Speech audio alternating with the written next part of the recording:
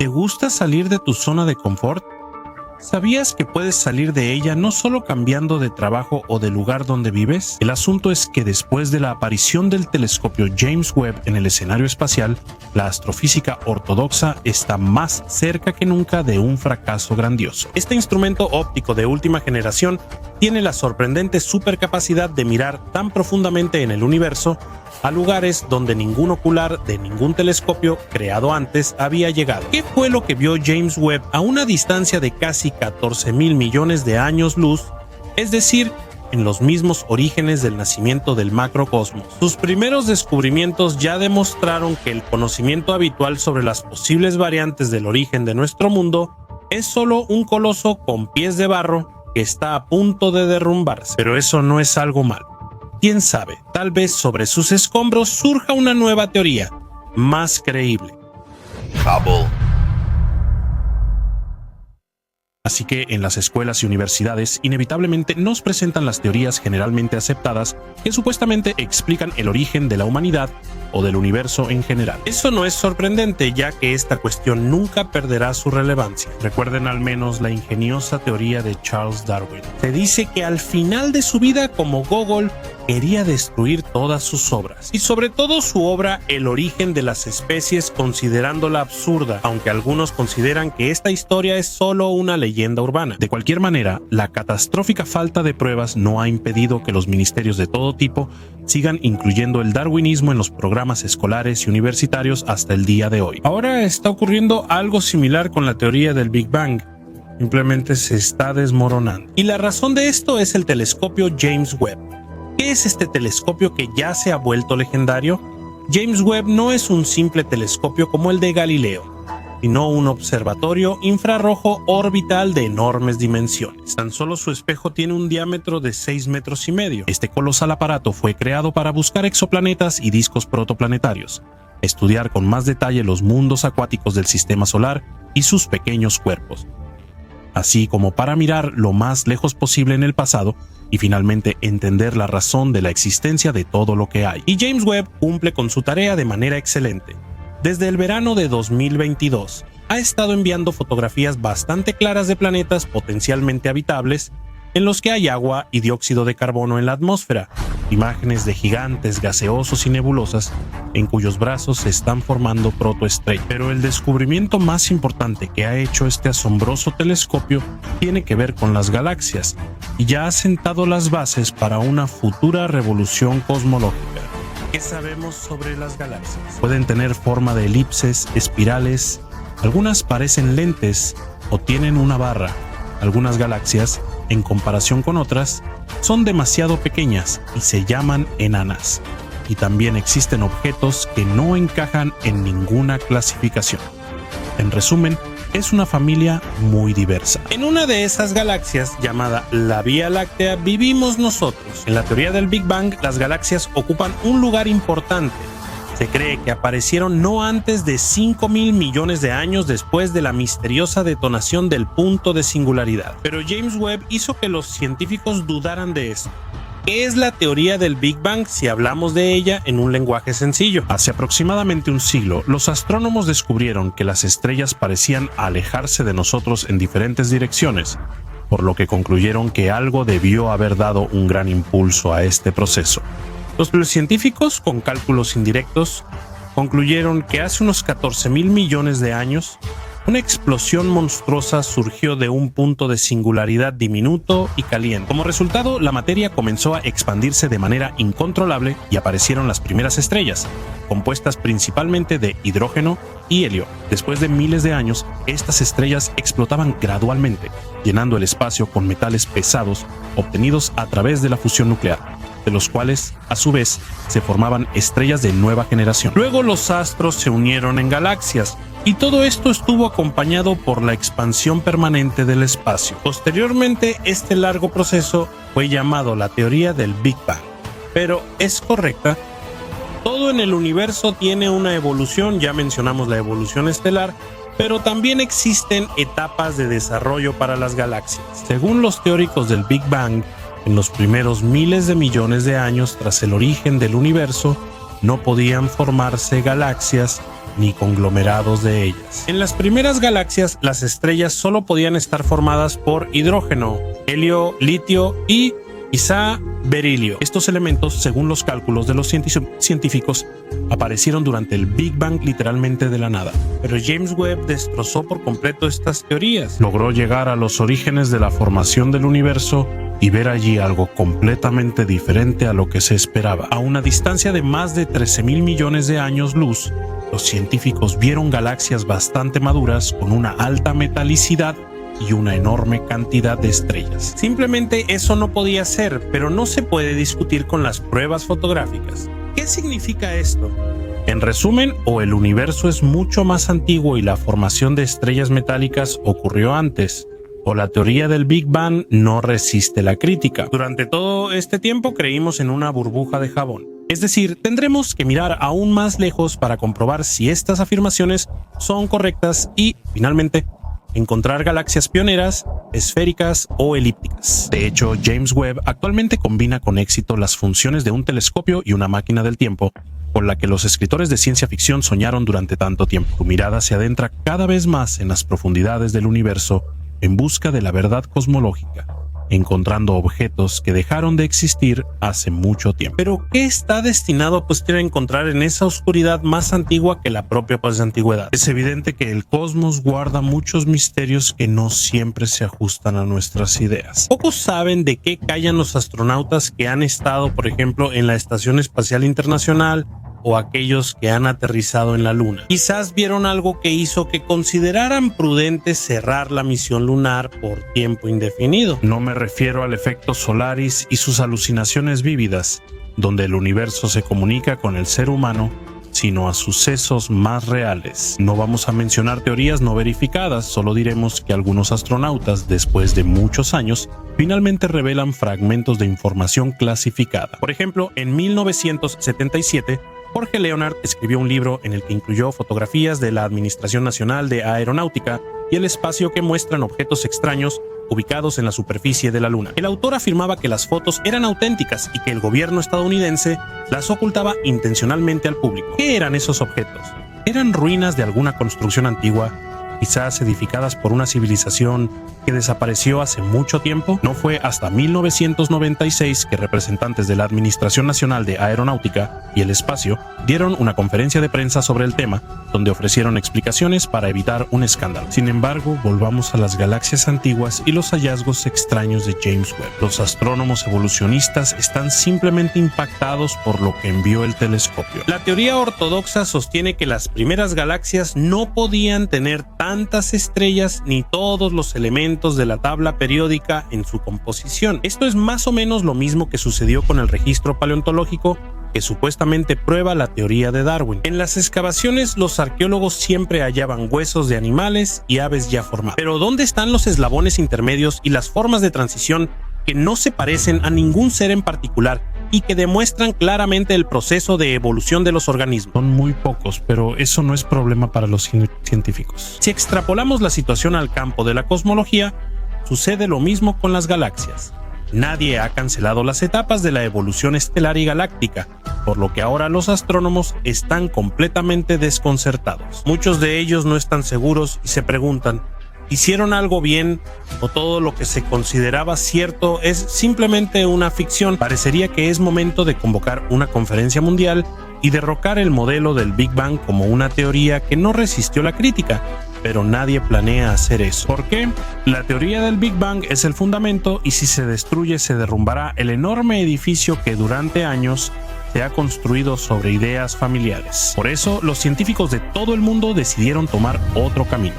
Planean revisar los algoritmos de formación estelar y los procesos evolutivos que generan galaxias. Es decir, les resulta más fácil renunciar a una parte que entregar el todo. Por supuesto, después de pruebas tan evidentes presentadas por James Webb, los creacionistas se activaron de inmediato, reemplazando a los evolucionistas y desplazándolos del escenario. Los representantes de esta doctrina religioso-filosófica están firmemente convencidos de que el universo y todo lo que hay en él surgió mediante la autocreación.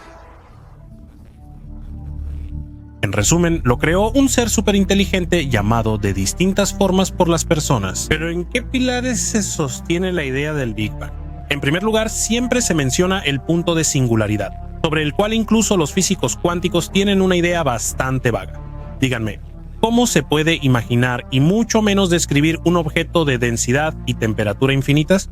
Por un lado, todo parece lógico. Una explosión debe tener un epicentro. Sin embargo, presten atención a una característica. Si observamos las galaxias desde la superficie terrestre o desde la órbita de nuestro planeta, estos objetos se alejan de la Tierra en todas las direcciones. Entonces nuestro planeta es el centro del universo, el lugar donde estaba ese punto de singularidad. Pero eso es absurdo. Si usted como observador llegara a cualquier otro planeta, vería lo mismo. Las galaxias se alejarían de usted en diferentes direcciones de la misma manera. ¿Qué significa esto en la práctica? Lo más probable es que si el Big Bang existió, no ocurrió en un punto específico, sino que el propio espacio se expandió, literalmente cada uno de sus píxeles. Por ejemplo, Ara Ratcliffe, profesor astrofísico en la Universidad de Oslo, dice que llamar punto a la región donde inició la expansión es solo una convención para facilitar la comprensión. Por eso no hay que tomarlo de manera literal. ¿Qué otros supuestos son necesarios para que la teoría del Big Bang exista en un estado viable? Es una tontería. Solo dos cosas hipotéticas: la energía oscura y una partícula llamada inflatón. Ambos componentes también están en el ámbito de la teoría y de fantasías pseudocientíficas. Según los adeptos de la teoría del Big Bang, fue precisamente el inflatón el que se encargó de la expansión fulminante del universo apenas unos microsegundos después del evento trascendental. Algunos astrofísicos creen que el inflatón no es otra cosa que el legendario bosón de Higgs, o como se le conoce popularmente, la partícula de Dios, que durante muchos años fue buscada en el Conseil Européen por la Recherche Nucléaire, uno de los laboratorios de física de altas energías más grandes, dedicado a la investigación nuclear. En cuanto a la energía oscura, esta sustancia hipotética fue introducida específicamente en la fórmula matemática que explica la expansión acelerada del universo. Entonces, ¿qué hay de verdadero y real en esta teoría? En resumen, la explosión realmente no fue tal, por lo que este fenómeno no tuvo un epicentro ni estuvo concentrado en un punto específico. De hecho, el inicio de la teoría del Big Bang es su punto más débil. Además, el inflatón y la energía oscura son, literalmente, dos caballos oscuros introducidos artificialmente en un intento de crear una teoría coherente. Sin embargo, los científicos no prestan atención a esto, pues consideran estos detalles poco importantes, ya que lo demás encaja en el esquema desarrollado. Y entonces apareció James Webb y la destruyó por completo. Es solo cuestión de tiempo. El universo es diverso. Sí, una parte del universo donde estamos nosotros puede ser de una manera, y otra parte, lejos de nosotros, puede ser completamente diferente. Porque es así, no podemos decirlo con certeza. Aquí la pregunta importante es si el universo tiene algún tipo de final. Sin embargo, sabemos con certeza que el universo visible no es todo. Hay algo que no podemos ver. Y ese universo que no está a nuestro alcance puede ser muy diferente de la parte que podemos ver. Pero también hay una opinión contraria al respecto. Más allá de la parte visible del universo, existen las mismas propiedades que en el universo visible. Como pueden entender, no podemos confirmar ni refutar ninguna de las versiones. El universo visible está en gran medida bajo la influencia del resto y podemos registrar las consecuencias de esto y, basándonos en ellas, hacer algunas suposiciones. En décadas recientes, los científicos debaten activamente la probabilidad de la existencia del llamado flujo oscuro, aunque este tema suele ser objeto de intensos debates en la comunidad científica mundial. ¿Qué es ese flujo oscuro? ¿Cuál es su papel en el universo? ¿Qué tiene de extraño este fenómeno? Comencemos nuestra historia con el principio cosmológico. Según este principio, sin importar en qué lugar nos encontremos, en un determinado periodo de tiempo veremos la misma imagen del universo. Sin embargo, esto seguramente nos genera ciertas contradicciones, porque en realidad, si observamos las imágenes del universo, vemos que en muchos aspectos es diferente. Y el punto es que la homogeneidad es característica del universo solo a una escala mayor. Además, el universo es isotrópico, no hay ninguna dirección en ella que, digamos, se vea de alguna manera especial. Todas las direcciones se ven igual. La presencia del flujo oscuro mencionada al inicio del video implica que todos los objetos del universo se mueven en una sola dirección. Pero según el principio cosmológico, si los objetos no están relacionados de alguna manera con la expansión del universo, entonces sus movimientos no están coordinados. No hay una sola dirección. ¿Creen que ahora entienden por qué el flujo oscuro causa tanta controversia en la comunidad científica? Aquí hay dos opciones: o el flujo oscuro en realidad no existe o sí existe. Nos veremos obligados a reconsiderar los principios fundamentales del universo. Cabe señalar que no todos los componentes del universo se mueven sin ningún patrón.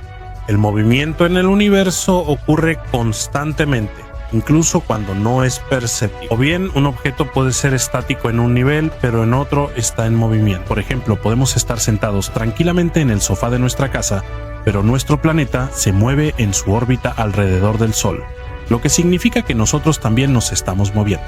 ¿Cuáles son las particularidades del movimiento de las galaxias que están fuera del universo observable? Aquí vale la pena recordar la constante de Hubble.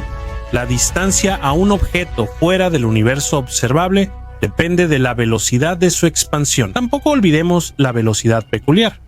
Es la velocidad de un objeto con respecto al estado de reposo.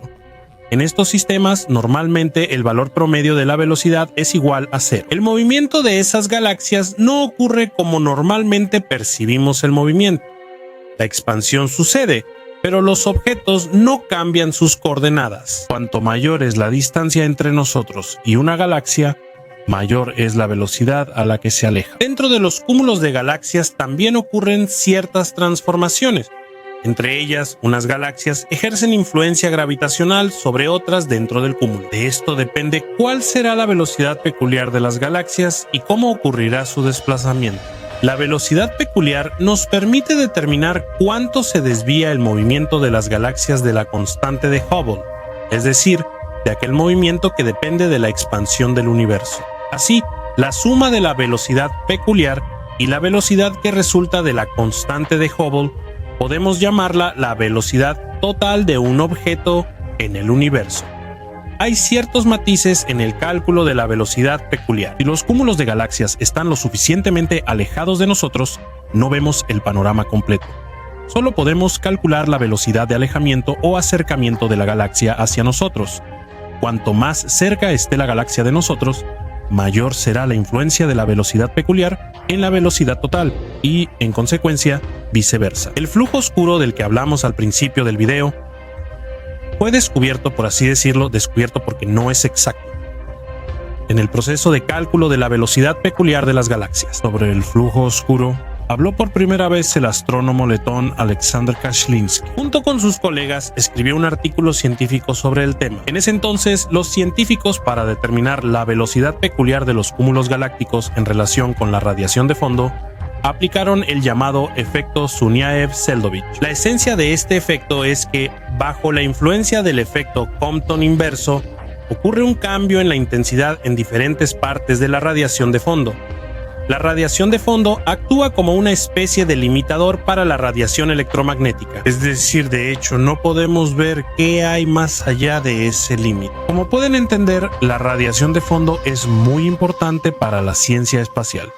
Durante la existencia del universo, ha experimentado algunos cambios. Ahora es radiación de microondas, ya que las ondas se han estirado, pero originalmente la radiación de fondo era luz visible. La distribución de la radiación de fondo en el universo en realidad se puede considerar uniforme, ya que sus fotones surgieron en un periodo en el que en el universo no solo no había galaxias, sino tampoco estrellas. Sin embargo, en algunas regiones del universo se pueden notar desviaciones en la distribución de la radiación que surgieron en el universo temprano, aunque son insignificantes. Esta distribución desigual contribuyó a la formación de diversas estructuras como los cúmulos galácticos. Tras extensas observaciones, descubrimos distorsiones en la radiación de fondo cósmico en ciertas regiones del universo. Además, estas distorsiones suelen coincidir con la ubicación de los cúmulos galácticos. Esto es una manifestación del efecto Sunyaev-Seldovich. Las manifestaciones de este efecto son diversas. Debemos prestar atención al efecto cinemático Sunyaev-Seldovich. El movimiento de los cúmulos galácticos influye en la intensidad de la radiación de fondo cósmico. Si medimos el efecto cinemático, esto puede ayudarnos a determinar a qué velocidad se mueven los cúmulos galácticos que están lejos de nosotros. Regresemos al trabajo de Alexander Kashlinsky. En 2008 se publicó una investigación en la que el equipo de Kashlinsky rastreaba el fondo de microondas usando la nave espacial Wilkinson Microwave Anisotropy Probe de la Administración Nacional de Aeronáutica y el espacio que fue creada precisamente para estudiar la radiación de fondo cósmico. Para las observaciones se usaron datos de 700 cúmulos galácticos. Esta cantidad de objetos no fue elegida al azar, así se puede obtener un valor más preciso del efecto cinemático Sunyaev-Seldovich. Con este indicador se puede determinar cuál es la velocidad de los cúmulos galácticos en relación con la radiación de fondo y cuál es el valor de la desviación del movimiento en la expansión del universo. Y así, durante la investigación de Kashlinsky, se logró determinar el efecto cinemático. Sin embargo, lo interesante fue que el movimiento de los cúmulos galácticos no era aleatorio, sino que tenía una cierta tendencia. Los cúmulos de galaxias se desplazaban hacia la región entre las constelaciones de Centauro y Bell. Este fenómeno fue precisamente lo que recibió el nombre de flujo oscuro. La propagación del flujo oscuro podría abarcar completamente el universo observable, y en ese caso, la ubicación del centro de atracción debería estar fuera de la parte observable. No podemos decir cómo pudo haber sucedido esto. Fuera del universo observable actúan fuerzas de atracción, y esto nos da motivos para pensar que no hay vacío, que ahí hay algo. Si el flujo oscuro realmente existe, podríamos estudiar aquellos periodos de la existencia del universo cuando la luz aún no se había propagado tanto, es decir, aquellos que con nuestras capacidades actuales es imposible investigar. Pero ¿qué pasa si todas estas investigaciones no reflejan la situación real? Kashlinsky y su equipo en 2010 publicaron otro estudio para confirmar su trabajo anterior. Para obtener resultados más precisos, se utilizó una muestra más grande de cúmulos galácticos y un mayor tiempo de observación. Además de esto, los científicos decidieron determinar si la dirección en la que se mueven los cúmulos de galaxias cambia dependiendo de la distancia. Para esto dividieron las galaxias en varios grupos. Pero los autores del estudio también concluyeron que el flujo oscuro existe, que tenían razón. Sin embargo, no todos estuvieron de acuerdo con estas conclusiones. Otros científicos también realizaron una investigación y concluyeron que no existe ningún flujo oscuro, ya que no vieron ningún movimiento organizado de los cúmulos galácticos en una sola dirección. Por cierto, varios estudios tuvieron conclusiones similares. Incluso se utilizó el observatorio Planck para esto, que tiene datos más detallados sobre la distribución del fondo de microondas, pero eso no ayudó a confirmar la existencia del flujo oscuro. En la comunidad científica no se llegó a un consenso.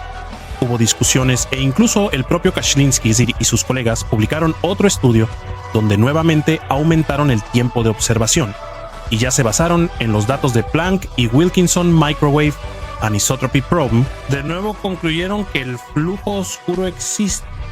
Sí, la situación resultó ambigua, pero para la ciencia eso es completamente normal. Aunque actualmente las discusiones sobre el flujo oscuro no cesan, con el tiempo descubriremos la verdad. Parecería que ya han pasado 54 años, pero la legendaria misión de Neil Armstrong, Edwin Aldrin y Michael Collins sigue siendo muy recordada. Y como pueden entender, ese vuelo fue hace muchísimo tiempo. Durante este tiempo, la ciencia espacial ha avanzado muchísimo. Las tecnologías modernas realmente hacen maravillas, especialmente en el campo de la exploración del universo. Sin embargo, piensen en esto.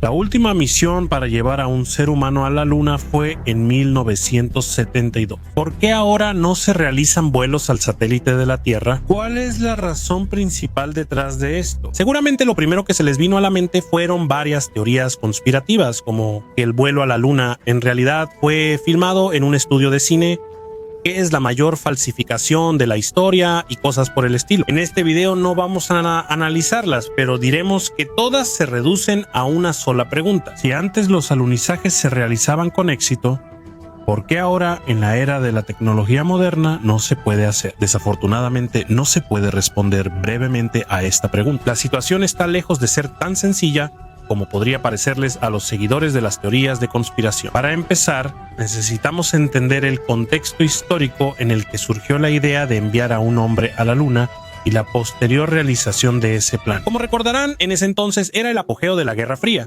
que en los años 60 tomó la forma de una carrera espacial entre los Estados Unidos y la Unión Soviética. Fue precisamente la Unión Soviética la que logró adelantarse. Primero, la Unión Soviética creó el primer satélite artificial que entró en órbita y luego envió al primer ser humano al espacio, Yuri Gagarin. Al evaluar la situación, los estadounidenses entendieron que necesitaban hacer algo más grande para adelantarse. Decidieron enviar a una persona a la Luna. Como pueden imaginar, a los estadounidenses no los motivaban principalmente razones de investigación, sino motivos políticos, y así se realizó el alunizaje de los astronautas. Los puntos en esta carrera ya se habían ganado, y en consecuencia, el interés en todo esto empezó a disminuir poco a poco. La Administración Nacional de Aeronáutica y el Espacio lo sintió muy bien. Su presupuesto fue recortado drásticamente, por eso las futuras misiones Apolo estuvieron en peligro. Para una de esas misiones se necesitaba un presupuesto de más de $1,000 millones.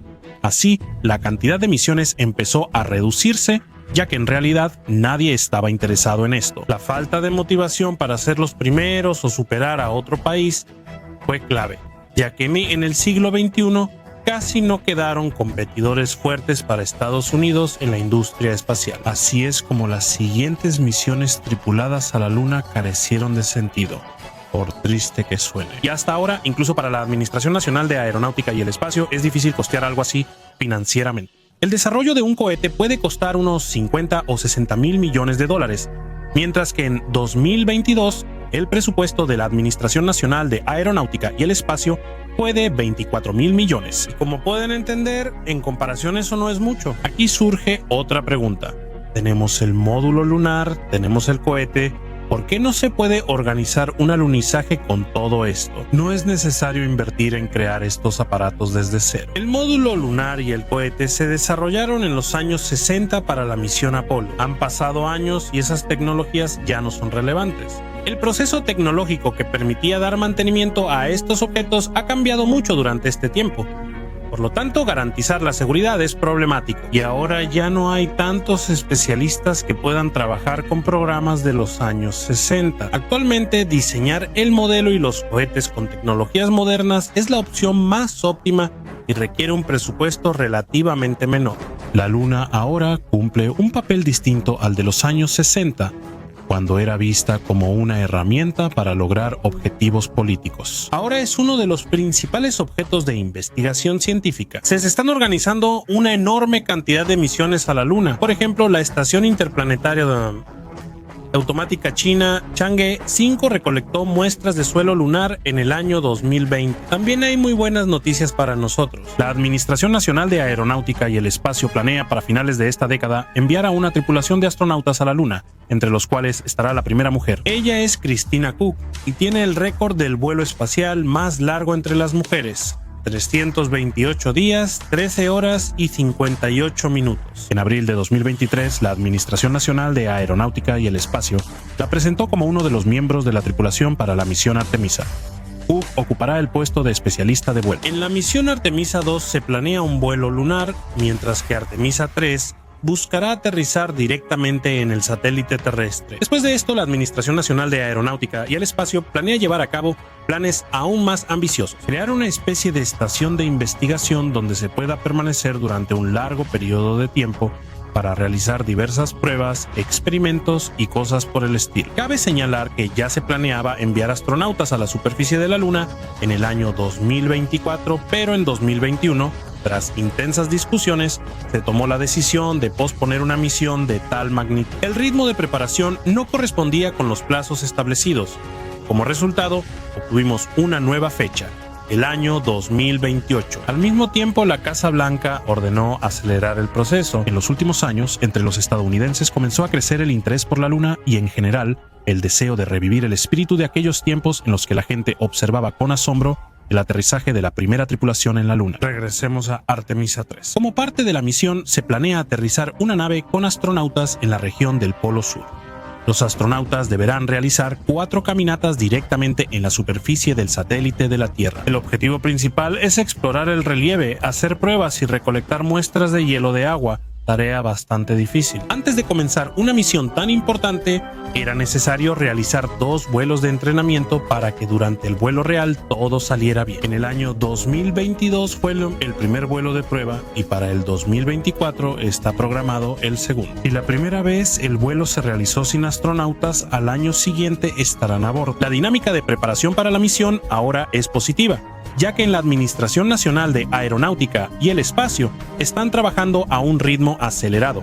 El módulo de descenso de la misión Artemisa debe ser creado completamente 2 años más rápido de lo que normalmente se tarda en construir aparatos similares en otras misiones. La construcción de un objeto así es aún más compleja, ya que se requiere que transporte con éxito a los astronautas a la Luna. Los principales obstáculos para Artemisa han sido la falta de financiamiento y el coronavirus. La rapidez con la que se complete la preparación para la misión depende no solo del trabajo directo en ella, sino también del éxito de otros proyectos de la Administración Nacional de Aeronáutica y el Espacio relacionados con la exploración lunar, como las estaciones orbitales. Algunos proyectos, como la creación del cohete portador de la nave espacial Orión, están experimentando retrasos. Sí, por ahora todavía estamos esperando un evento que, sin exagerar, será verdaderamente histórico. Esperamos que dentro de unos años observemos el desarrollo de la misión con expectación, con una agradable emoción, tal como lo vivieron las personas en los años 60 del siglo pasado.